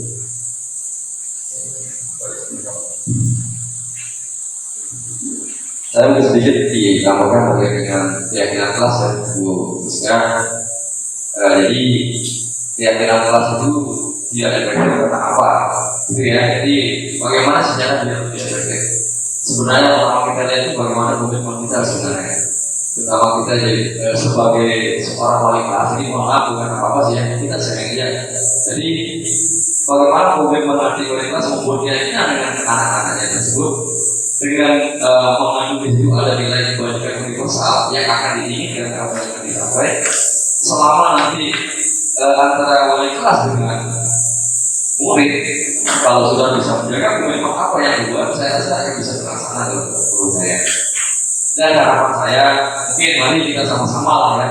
Di sini kita sama-sama dan kebetulan kami di sini juga membagikan pemahaman ini dengan apa yang kami dapatkan. Jadi nanti kalau Bapak Ibu kira-kiranya butuh bantuan kami untuk membuat keyakinan kelas apa yang akan dibuat di kelasnya, kemudian apa yang akan dilaksanakan, insya Allah kami siap bantu. Intinya bagaimana komitmen awalnya itu. Kalau insya Allah kalau masalah keyakinan itu dilanggar itu kan punya konsekuensi bukan hukuman. Jadi konsekuensinya seperti apa itu nanti tergantung komitmen yang sudah dibuat antara wali kelas dan siswa di kelas tersebut. Mungkin seperti itu sih. Mohon maaf kalau ada masyarakat. Terima kasih banyak. Saya melanjutkan terkait dengan pertanyaan khususnya terkait dengan keyakinan kelas, di mana keyakinan kelas ini belum bisa berjalan dengan baik. Sebelumnya kita di sini yang belum tentu di depan ini bukan di sini kita saling berbagi. Kita saling sering-sering ilmu, bukan berarti yang di depan ini semuanya bisa dijawab, tidak. Tapi kita sering-sering. Jadi hal-hal kalau menurut saya yang perlu kita lakukan itu adalah pas awal membuat keyakinan kelas itu sampai tidak ada pemahaman tentang keyakinan kelas yang kita buat. Kita kira tujuannya kita sampaikan apa enggak, apa enggak, itu yang pertama. Diharapkan kita harus bisa menjelaskan ke anak-anak itu detail, apalagi kelas 7. Kelas 7 komunikasinya mungkin kurang dan apa. Kita harus lebih banyak komunikasi agar anak-anak itu paham apa sih manfaat dari keyakinan kelas ini, apa sih dampaknya. Kemudian yang kedua itu yang terpenting karena kita melakukan evaluasi nanti khususnya, jadi setiap ada jangka panjang, jangka pendeknya, kenapa sih program ini tidak berjalan. Kira-kira di sini yang dipengaruhinya itu mungkin dari anak-anak atau wali kelasnya atau lingkungannya yang tidak mendukung. Nanti dari situ kita sama-sama kira-kira gimana sih jalan keluarnya dari masalah-masalah tersebut. Jadi yang pertama itu nanti menyampaikan kedua detail dan sebagainya. Yang kedua kita melakukan evaluasi terus-menerus. Ya, mungkin itu aja yang bisa saya sampaikan. Terima kasih. Wassalamualaikum warahmatullahi wabarakatuh. Baik, Bapak Ibu,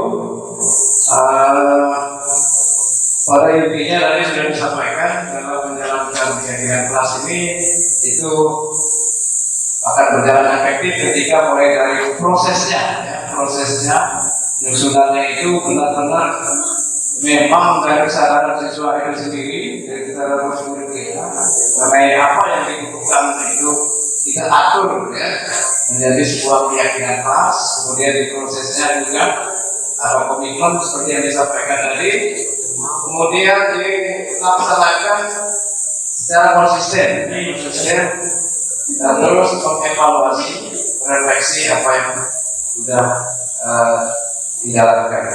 Mungkin Bapak Ibu, saya kira karena belum waktu kami cukupkan untuk sesi diskusi ini. Kita beranjak ke acara kita berikutnya, yaitu refleksi. Refleksi mungkin kita kepada Bapak Ibu salah satu mungkin bisa mewakili untuk menyampaikan refleksi terhadap kegiatan kita pada hari ini. Kami persilakan Bapak Ibu.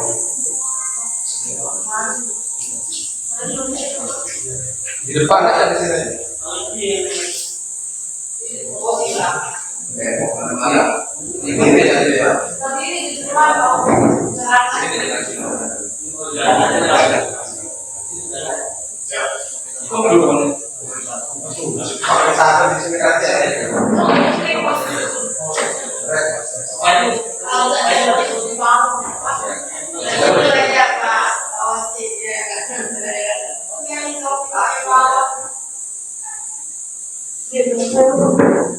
Ya, terima kasih.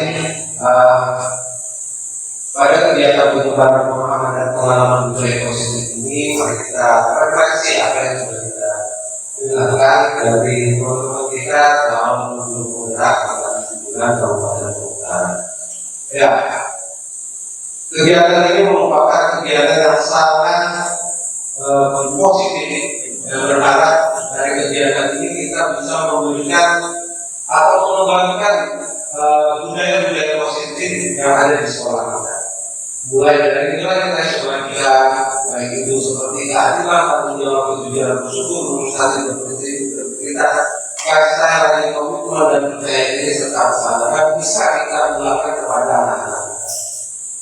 Dan bagaimana membentuk sebuah keyakinan kelas, artinya kita membuat budaya disiplin di kelas kita, sehingga ketika kita mengadakan pelajaran tidak lagi kita mengadakan satu orang tidak ada di kelas. kita cari kenapa tidak ada itu. Kita sudah komitmen membuat keyakinan keras bahwa kalau kita telah itu tidak akan terjadi. Hal itulah yang saya harapkan ketika kita membuat sebuah keyakinan keras. Nah, selanjutnya kalau kita sudah menjadi membuat keyakinan keras, posisikan diri kita sebagai apa? Apakah kita akan menjadi sebagai selamanya seorang penghukum, atau kita akan menjadi seorang yang memanage sekolah kita, memanage sekolah kita. Yang terakhir adalah bagaimana kita memberikan pemahaman kepada siswa kita melalui segitiga retribusi yang sudah kita pelajari. Baik itu menstabilkan identitas anak kita, memvalidasi tindakannya, dan menanyakan keyakinan terhadap tindakan yang sudah dilakukan.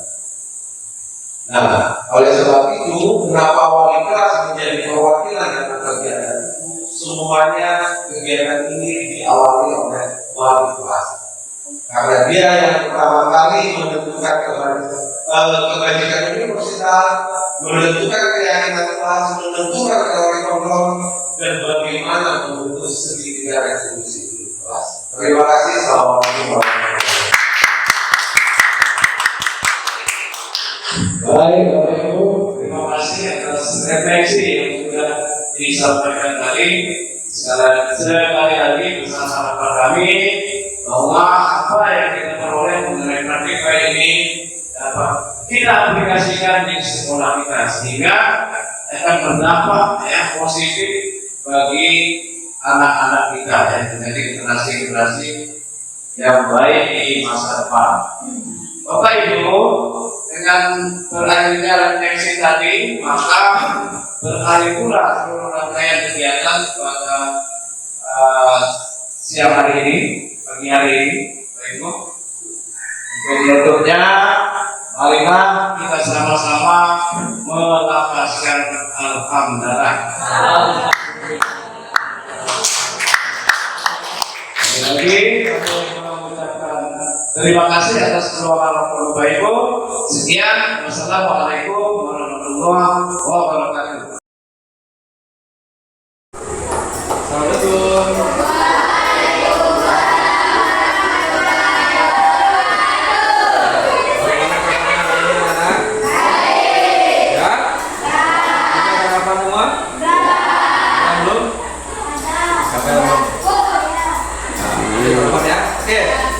Sebelum kita mulai pelajaran hari ini, Pak Guru minta kedua kelasnya untuk memimpin teman-temannya Bapak. Silakan kedua kelas.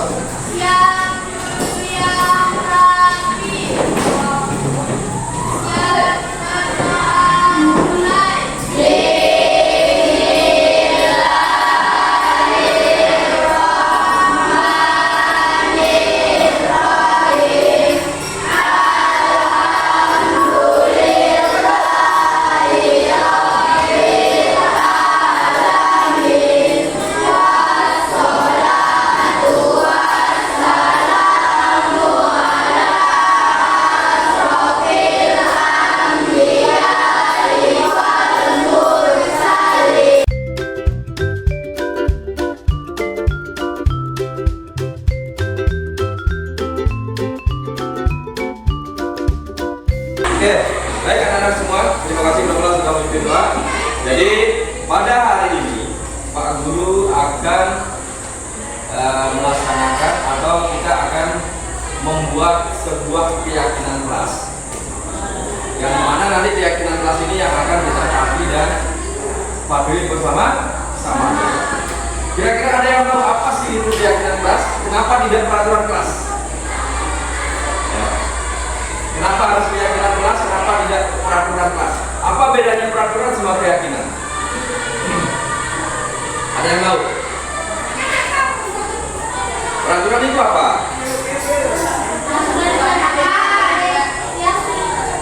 Yang sudah ditetapkan. Oke. Kalau keyakinan? Yang kita yakini bersama-sama. Oke. Ya, tepuk tangan bagi kita semua. Oke. Jawabannya sudah benar ya. Jadi peraturan itu yaitu suatu aturan yang sudah dibuat oleh pihak tertentu yang nanti yang akan mendapatkan hukuman apabila tidak melaksanakan aturan tersebut ya. Tapi kalau keyakinan kelas atau kesepakatan itu sifatnya itu lebih abstrak dan bersifat universal.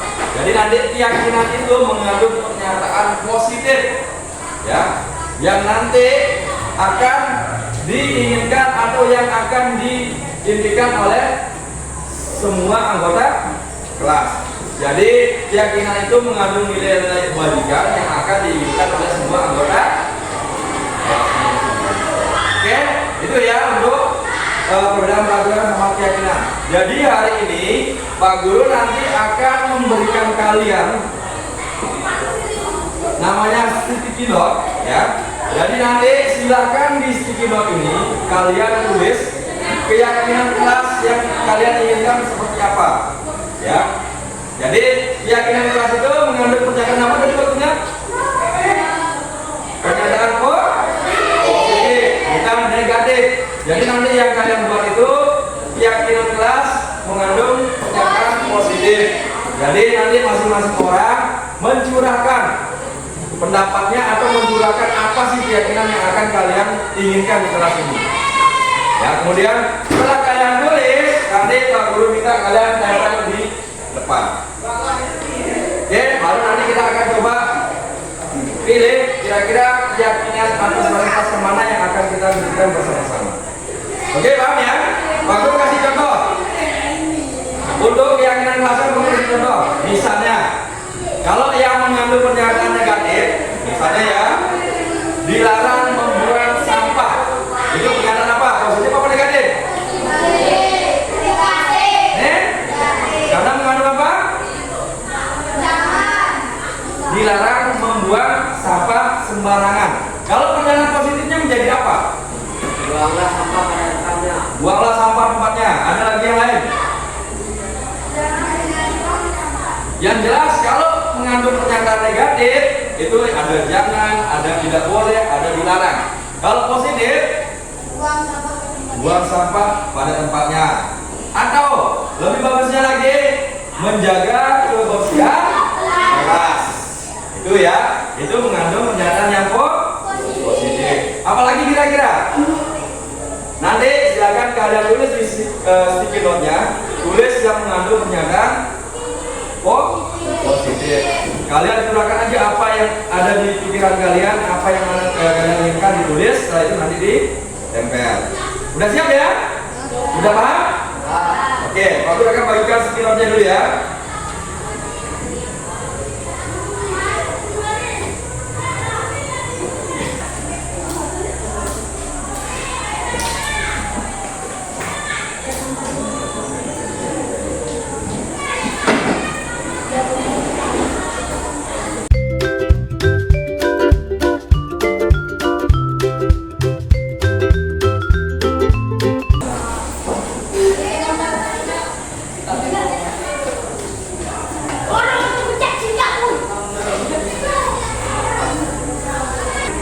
Ya, silakan.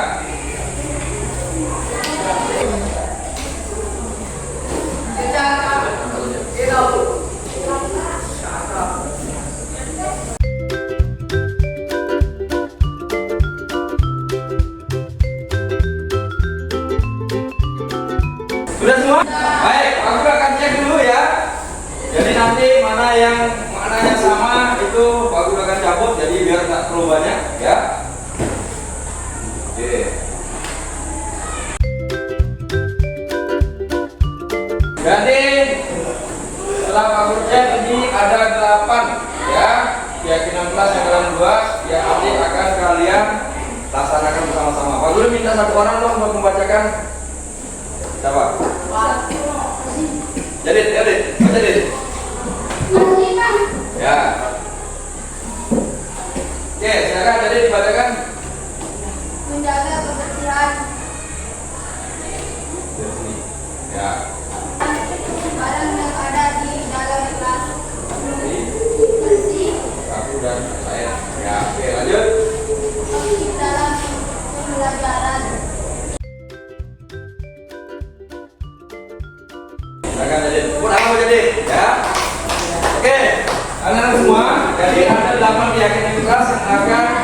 kita sepakati bersama ya. Yang pertama itu menjaga barang-barang yang ada di dalam kelas seperti sapu dan lain-lain ya. Sepakat? Oke. Kemudian aktif dalam pembelajaran. Gimana? Sepakat? Yang ketiga, mengikuti dan mengerjakan tugas tepat waktu. Oke. Hadir tepat waktu. Inilah keyakinan kelas yang kalian sudah buat dan kita akan sepakati bersama-sama ya. Dari ke-8 keyakinan kelas ini, aku harapkan nanti kita sama-sama melaksanakannya ya. Kita sama-sama menerapkan keyakinan kelas yang kita sudah sepakati dan buat bersama. Bagaimana perasaannya setelah kalian membuat keyakinan kelas? Senang ya? Kenapa senang? Kira-kira? Ya, karena dilibatkan langsung membuat keyakinan. Nah, jadi nanti ini akan kita sepakati bersama dan kita jalankan bersama. Oke ya?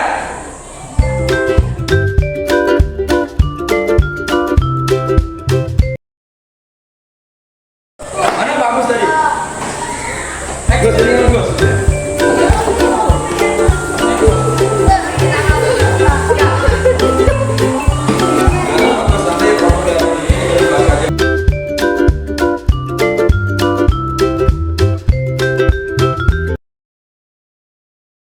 Assalamualaikum warahmatullahi wabarakatuh. Perkenalkan, nama saya Ektin Hidayanti dari kelas 7B.